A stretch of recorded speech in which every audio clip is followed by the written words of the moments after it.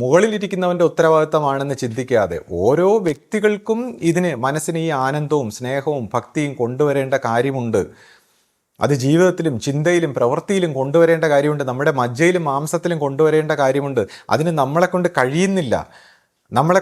അപ്പം നമ്മളിത് ഗുരുവിൻ്റെ മുമ്പിൽ ചെന്ന് സമർപ്പിച്ച ആ പ്രകാശത്തെ സ്വീകരിച്ച് രക്ഷപ്പെടണം എന്നെല്ലാം ചിന്തിച്ചിട്ട് നമ്മൾ പ്രവർത്തിക്കുമ്പോഴാണ് ഇതിനെല്ലാം സ്ഥാപനങ്ങൾക്കും മറ്റ് സന്യാസിമാർക്കും നേതാക്കന്മാർക്കും പ്രവർത്തിക്കുന്നവർക്കും കുടുംബങ്ങൾക്കും എല്ലാം അതിൻ്റെ ആ പ്രകാശത്തിൻ്റെ മഹിമ വന്ന് ആ ദൈവികമായ ധർമ്മത്തിൽ പുതിയ ഒരു ക്രമം. മറ്റത് ഇതുവരെ നിൽക്കുന്ന പൈശാചിക ക്രമത്തിൽ നമ്മൾ പ്രവർത്തിക്കുകയാണ്. നമ്മുടെ ഓരോരുത്തരുടെയും മനസ്സിൽ ആ നെഗറ്റിവിറ്റി, ആ പൈശാചിക പ്രവർത്തനങ്ങളാണ്.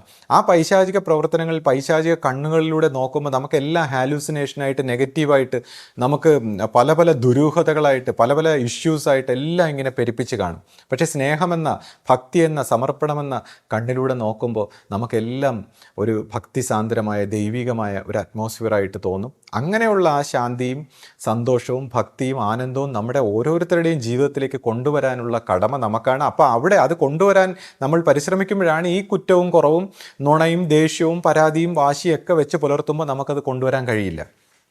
അതുകൊണ്ടാണ് ഇതെല്ലാം എടുത്ത് കളഞ്ഞിട്ട് ആ സ്നേഹവും ആ ശാന്തിയുടെയും അതിൻ്റെ പരിമളം നമ്മുടെ ജീവിതത്തിൽ നിത്യവും കൊണ്ടുവരണം. ആ ഗുരു സത്സംഗം ഉണ്ടാകണം.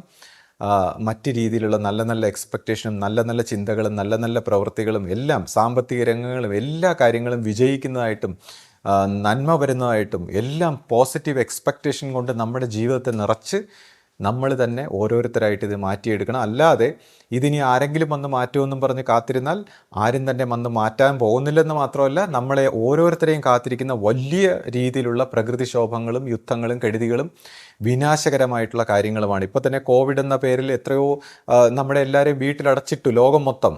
അപ്പോൾ അതുപോലെയുള്ള അല്ലെങ്കിൽ അതിനേക്കാൾ മാരകമായിട്ടുള്ള അവസ്ഥകളിലേക്കൊക്കെ ഒരു സുപ്രഭാതത്തിൽ നിമിഷ നേരം കൊണ്ട് ഈ പ്രകൃതിക്ക് മാറ്റങ്ങൾ വരാൻ സാധ്യതയുണ്ട്. ഇതിനെല്ലാം ഒഴിവാക്കാനായിട്ടാണ് ഇത്തരത്തിലുള്ള സ്നേഹത്തിൻ്റെ, ശാന്തിയുടെ, സമാധാനത്തിൻ്റെ ദൂതരായിക്കൊണ്ട് ആധ്യാത്മിക പ്രഭാഷണങ്ങളും അല്ലെങ്കിൽ ആധ്യാത്മികമായിട്ടുള്ള പ്രവൃത്തികളെല്ലാം നമ്മൾ നടത്തുന്നത്. പിന്നെ ഈ മറ്റൊരു ചാനലിൽ ഇങ്ങനെ പറയുന്നത് കേട്ടു. അതായത് നമ്മുടെ അഖണ്ഡനാമം ഉണ്ടല്ലോ, അഖണ്ഡനാമം അത് 2 വരിയായിട്ട് ആദ്യ കാലഘട്ടത്തിൽ ചൊല്ലിക്കൊണ്ടിരുന്നത് അങ്ങനെയാണല്ലോ.